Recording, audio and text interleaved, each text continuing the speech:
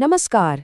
आज हम सीधे उस मुद्दे की बात करेंगे जो भारत के सबसे दक्षिणी सिरे को हमेशा के लिए बदल देगा, द ग्रेट निकोबार प्रोजेक्ट। इस एक्सप्लेनर में हम हाल ही में आई रिपोर्ट्स और डेटा के आधार पर एक निष्पक्ष और गहरा इकोलॉजिकल ऑडिट करने वाले हैं।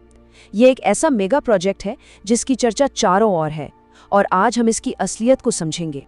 चलिए जल्दी से देखते हैं आज हम क्या क्या कवर करने वाले हैं। हम इस प्रोजेक्ट के मैसिव स्केल से शुरुआत करेंगे, वहाँ की नेटिव बायोडाइवर्सिटी और शोम्पेन जनजाति पर आने वाले संकट को समझेंगे, पर्यावरण नियमों को लेकर जो अनियमितताएं सामने आई हैं उनकी पड़ताल करेंगे और आखिर में इसके स्ट्रेटेजिक तर्कों का विश्लेषण करेंगे। तो चलिए शुरुआत करते हैं पहले हिस्से से। आखिर ये ग्रेट निकोबार प्रोजेक्ट है क्या और इसका पैमाना कितना बड़ा है? जरा इस नंबर पर गौर कीजिए, 81,000 करोड़ रुपए। जी हाँ, सोर्स मटेरियल के मुताबिक इस मेगा प्रोजेक्ट में इतनी बड़ी आर्थिक राशि खर्च की जाने वाली है। ये कोई आम सा कंस्ट्रक्शन नहीं है, ये पूरे आइलैंड के एक बहुत बड़े हिस्से को ट्रांसफॉर्म करने का मेगा प्लान है। लेकिन एक तरफ 81,000 करोड़ का बजट है और दूसरी तरफ एक और आंकड़ा है, सिर्फ 29। 2011 के सेंसस में वहां की इंडिजिनस शोम्पेन जनजाति की आबादी सिर्फ 29 रिकॉर्ड की गई थी। सोचिए, एक तरफ इतना विशाल विकास और दूसरी तरफ इतनी छोटी और वल्नरेबल आबादी। ये कॉन्ट्रास्ट सीधे तौर पर बताता है कि यहाँ इंसानी कीमत क्या हो सकती है। इस 116 स्क्वायर किलोमीटर के प्रोजेक्ट को 4 मुख्य हिस्सों में बांटा गया है। एक इंटरनेशनल कंटेनर ट्रांसशिपमेंट टर्मिनल, एक ड्यूल यूज मिलिट्री और सिविलियन एयरपोर्ट, एक 450 MVA का पावर प्लांट और एक पूरी कमर्शियल टाउनशिप। और सबसे हैरान करने वाली बात जानते हैं, 2028 तक यहाँ 3.5 से 6.5 लाख नए लोगों को बसाने का प्लान तैयार किया गया है। अब आते हैं सेक्शन 2 पर। आखिर इस पूरे कंस्ट्रक्शन का वहाँ की नेटिव बायोडाइवर्सिटी पर क्या असर पड़ेगा? ध्यान रखिए, ये प्रोजेक्ट उन अनछुए ट्रॉपिकल फॉरेस्ट्स के बीच बनेगा जो प्रकृति के नेचुरल एयर कंडीशनर्स हैं। यहाँ इन आंकड़ों में एक बहुत बड़ा फर्क देखने को मिलता है। सरकारी अनुमान कहते हैं कि करीब 7.11 लाख पेड़ काटे जाएंगे, पर इंडिपेंडेंट रिसर्चर्स के रिसर्च के मुताबिक ये संख्या 1 करोड़ पेड़ों तक जा सकती है। अब आप खुद सोचिए, इतने बड़े पैमाने पर पेड़ों की कटाई से न सिर्फ ग्लोबल वार्मिंग बढ़ेगी, बल्कि वहाँ के पूरे इकोसिस्टम का बैलेंस ही बिगड़ जाएगा। और इस इकोसिस्टम का एक बेहद अहम हिस्सा है वहाँ के मरीन जीव, खासकर लेदरबैक सी टर्टल। ये वो प्रजाति है जो डायनासोर्स के समय से इस धरती पर है। भारत में इनके अंडे देने की सबसे बड़ी जगह गलाथिया बे है, लेकिन नए पोर्ट के निर्माण के कारण वहां का मुहाना 3 किलोमीटर से सिकुड़कर सिर्फ 300 मीटर का रह जाएगा। इसका सीधा सा मतलब ये है कि इन रेयर टर्टल्स की 90% नेस्टिंग साइट्स हमेशा के लिए तबाह होने के कगार पर हैं। इन खतरों को कम करने के लिए सरकार का एक प्लान है कि करीब 16,150 कोरल कॉलोनीज को दूसरी जगह रिलोकेट कर दिया जाएगा, लेकिन इंडिपेंडेंट मरीन साइंटिस्ट ने इसे पूरी तरह से इम्प्रैक्टिकल बताया है। उनके मुताबिक इतने बड़े पैमाने पर कोरल रिलोकेशन को अंजाम देना किसी साइंटिफिक मैडनेस या वैज्ञानिक पागलपन से कम नहीं है, क्योंकि ये तकनीक ज्यादातर जगहों पर नाकाम ही साबित हुई है। चलिए अब सेक्शन 3 की तरफ चलते हैं और इस मुद्दे के सबसे सेंसिटिव हिस्से की बात करते हैं, द शोम्पेन, जो इस आइलैंड के 84 स्क्वायर किलोमीटर्स के ट्राइबल रिजर्व को अपना घर मानते हैं।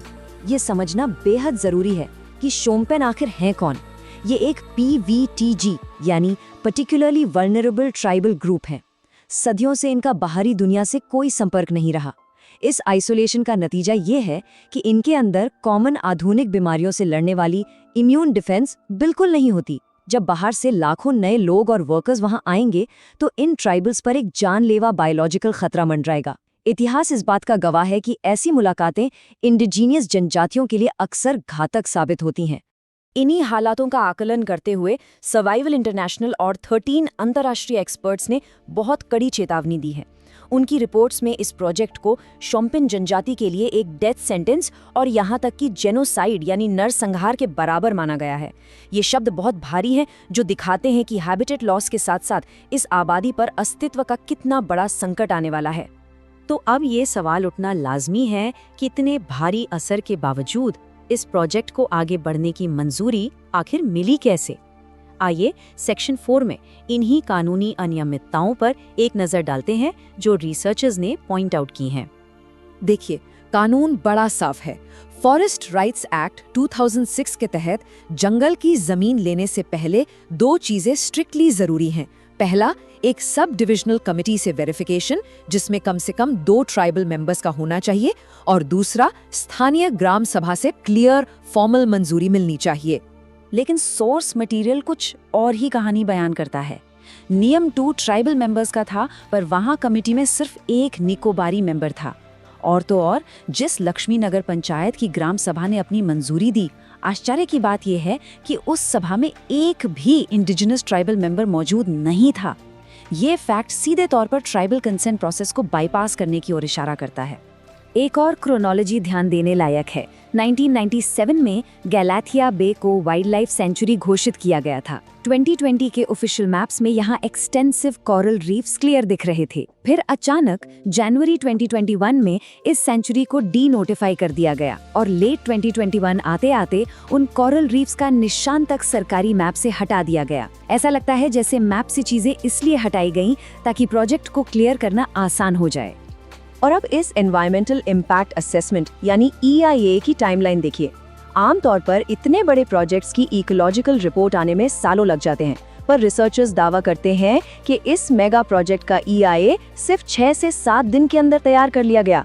और इस जल्दबाजी में असर दिखाने वाले कई नेगेटिव डेटा पॉइंट्स को कन्वीनियंस के हिसाब से गायब कर दिया गया।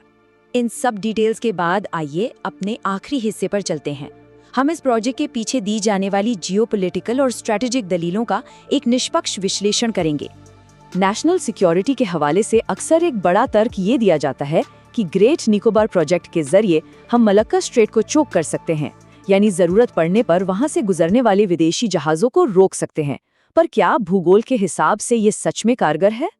अगर हम ज्योग्राफी को थोड़ा ध्यान से देखें तो मालूम पड़ता है कि मलक्का स्ट्रेट का असली चोक पॉइंट सिंगापुर और मलेशिया के पास है, जो करीब 2.8 किलोमीटर चौड़ा है, जबकि ग्रेट निकोबार इस पॉइंट से लगभग 200 से 300 किलोमीटर दूर अंडमान सी में है। इतनी दूरी से एक पूरे स्ट्रेट को इफेक्टिवली ब्लॉक करना लगभग नामुमकिन सा मालूम पड़ता है। और चलिए मान लीजिए कि किसी तरह उसे ब्लॉक कर भी दिया, तब भी दूसरे देशों ने इसका अल्टरनेटिव पहले ही ढूंढ लिया है, जैसे म्यांमार में ऑयल और गैस पाइपलाइंस, ग्वादर पोर्ट पर Pakistan economic corridor, central Asia से डायरेक्ट सप्लाईज और यहाँ तक कि आर्कटिक पोलर सिल्क रोड। इसका मतलब साफ है कि फॉरेन इकोनॉमीज की इस एक स्ट्रेट पर निर्भरता उतनी नहीं रही जितनी पहले थी। और जाते जाते जरा इन प्रोजेक्ट ब्लूप्रिंट्स की सच्चाई पर नजर डालते हैं।